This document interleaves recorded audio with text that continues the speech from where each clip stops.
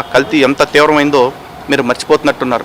And ఒకటి ఈ report మీద కూడా మాకు ఇంకా అనుమానాలు ఉన్నాయి. కారణం ఏంటంటే మొట్టమొదటి నివేదిక ఇచ్చింది ఎన్డీడీబీ కాఫ్, నేషనల్ డైరీ డెవలప్మెంట్ బోర్డు వాళ్ళు ఇచ్చిన రిపోర్ట్లో ఈ నెయ్యిలో పామాయిల్ కెర్నల్తో పాటుగా ఈ బఫెలో టాలో, అదేవిధంగా బీఫ్ టాలో, దాంతోపాటు లార్డ్ అంటే పంది కొవ్వు ఉన్నట్లుగా నివేదికలు ఇచ్చారు.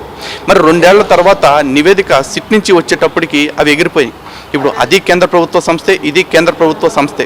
కానీ మరి ఇప్పుడు ఏ కారణంగా అప్పుడు వచ్చిన నివేదికలో ఉన్న మెటీరియల్స్ ఇప్పుడు కనపడకుండా పోయాయి?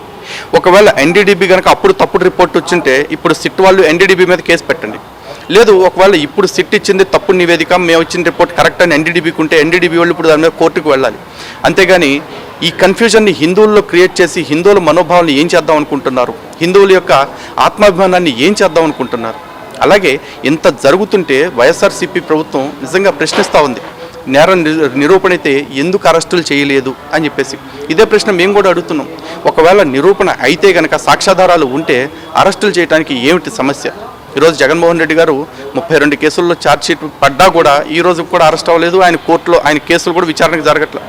ఇది కూడా అలాంటి బాపత అయితే కనుక మరి అసలు ఎందుకు బయట పెట్టారు ఈ విషయాన్ని? హిందువుల మనోభావాలను దెబ్బతీయటానికేనా?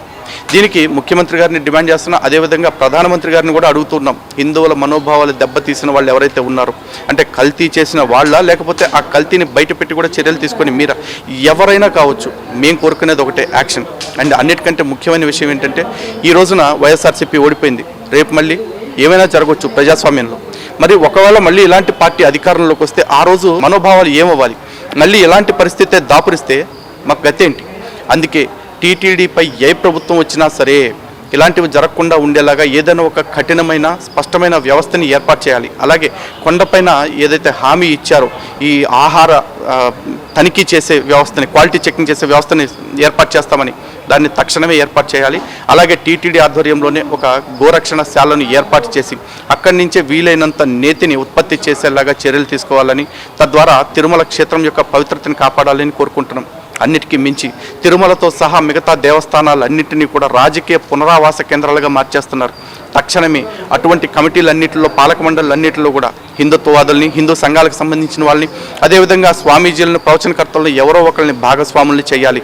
వాళ్ళు మార్గదర్శనం చేసేలాగా ఇటువంటి వ్యవస్థల్లో మళ్ళీ భవిష్యత్తులో లోపాలు దొరలకుండా ఉండేలాగా తక్షణ చర్యలు తీసుకోవాలని